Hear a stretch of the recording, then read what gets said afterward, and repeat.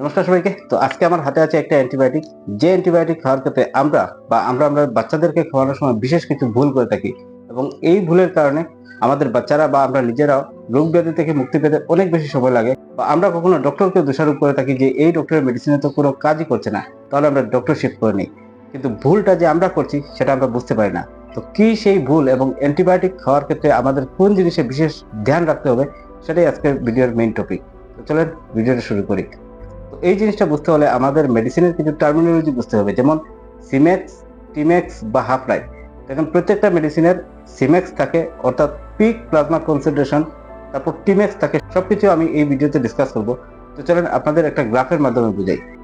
আমার যে হাতে মেডিসিন আছে সেটা হচ্ছে সেফোডক্সিন 200 mg। ধরেন আমরা 200 mg মেডিসিন কোনোটা আমরা কনজিউম করলাম।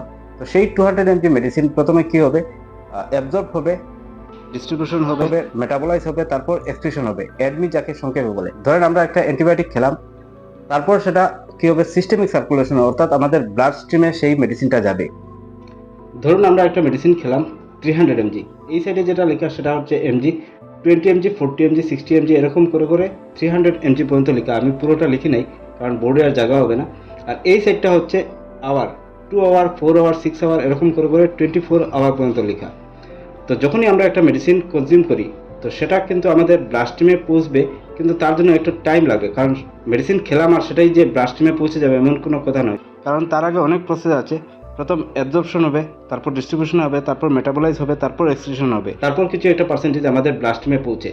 ধরেন আমরা একটা 300 mg মেডিসিন খেলাম, তো সেই অ্যাডমির জন্য আমাদের কিছুটা পার্সেন্টেজ ডেস্ট্রয় হয়ে যাবে, ওয়েস্ট হয়ে যাবে, আর কিছু একটা পার্সেন্টেজ আমাদের ব্লাড স্ট্রিমে পৌঁছবে। ধরুন আমাদের ব্লাড স্ট্রিমে সেটা পৌঁছলো 200 mg পর্যন্ত। তো সেই 200 mg কিন্তু আমাদের সাথে সাথেই পৌঁছবে না, পৌঁছতে একটু সময় লাগবে। এই গ্রাফে 200 mg পর্যন্ত পৌঁছাতে আমাদের সময় লেগেছে 6 ঘন্টা।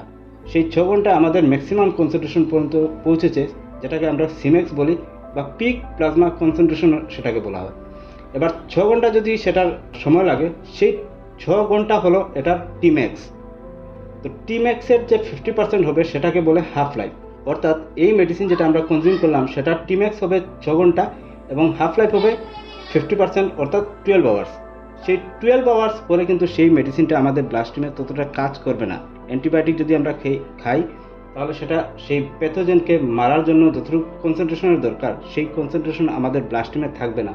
কী করতে হবে, আমাদের সাথে সাথেই এই 12 ঘন্টার মধ্যে আরেকটা মেডিসিন নিতে হবে, যাতে আবার গ্রাফটা উঠে এবং সেটা পুরো 24 ঘন্টা পর্যন্ত আমাদের ব্লাড স্ট্রিমে থাকে। তখনই কিন্তু আমাদের অ্যান্টিবায়োটিকটা কাজ করবে এবং রোগ ব্যাধি থেকে আমরা তাড়াতাড়ি মুক্তি পাবো।